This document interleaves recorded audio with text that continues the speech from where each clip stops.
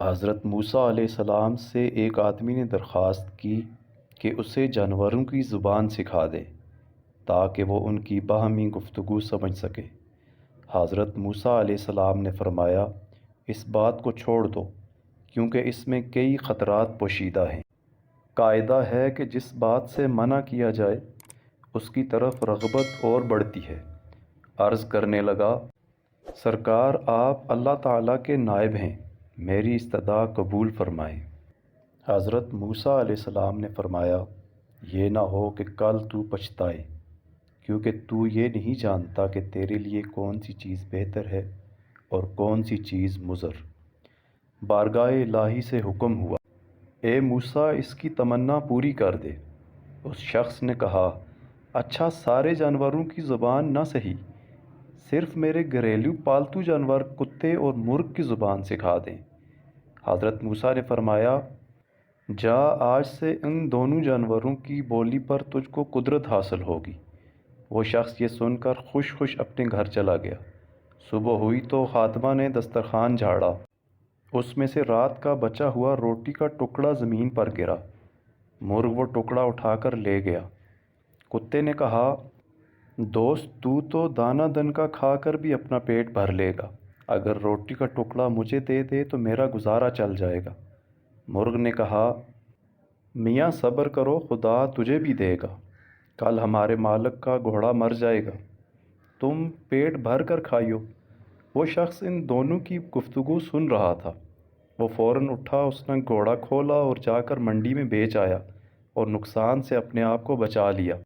دوسرے دن بھی روٹی کا ٹکڑا مرغ لے اڑا۔ کتے نے غصے میں آ کر مرغ سے کہا، اے فریبی، یہ دروغ گوئی کب تک چلے گی؟ تو جھوٹا ہے، ارے اندھے نجومی، تو سچائی سے محروم ہے۔ مرغ نے جواب دیا، وہ گھوڑا دوسری جگہ مر گیا، مالک نے نقصان سے بچنے کے لیے گھوڑا بیچ ڈالا۔ فکر نہ کر، اس کا اونٹ مر جائے گا اور تو خوب پیٹ بھر کر کھانا۔ یہ سن کر مالک اٹھا اور اونٹ بھی بیچ آیا۔ اس طرح اس نے اس کے مرنے کے غم اور نقصان سے اپنی جان بچا لی۔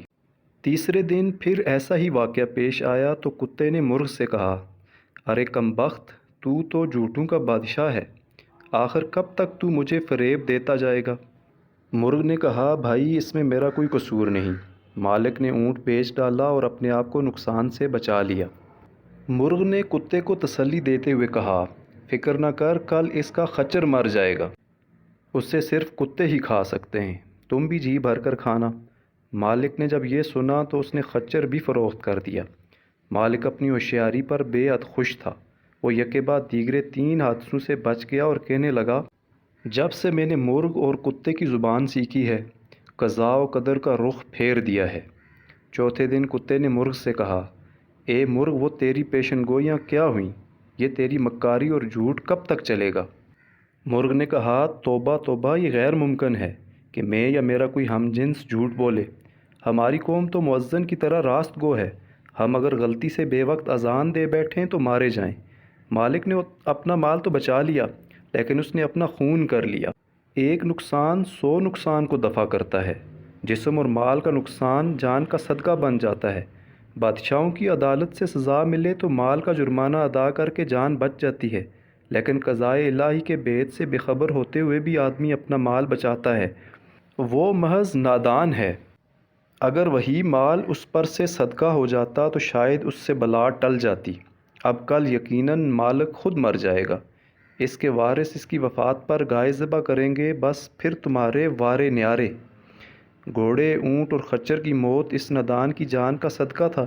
وہ مال کے نقصان سے تو بچ گیا، لیکن اپنی جان گنوا بیٹھا۔ مالک مرغ کی باتیں غور سے سن رہا تھا۔ جب اس نے اپنی موت کی پیشن گوئی سنی تو مارے خوف کے تھر تھر کانپنے لگا۔ گرتا پڑتا حضرت موسیٰ علیہ السلام کی بارگاہ میں حاضر ہوا اور روتے ہوئے عرض کیا کہ اے خدا کے پیغمبر، میری دستگیری فرمائیے۔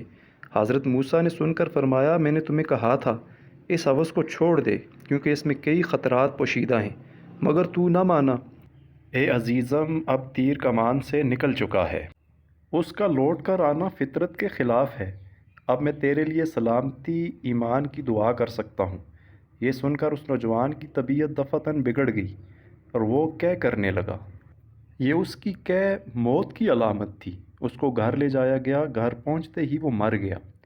درس حیات: انسان کو نہ کسی بیماری میں مایوس ہونا چاہیے اور نہ ہی کسی مادی نقصان پر زیادہ غم کرنا چاہیے۔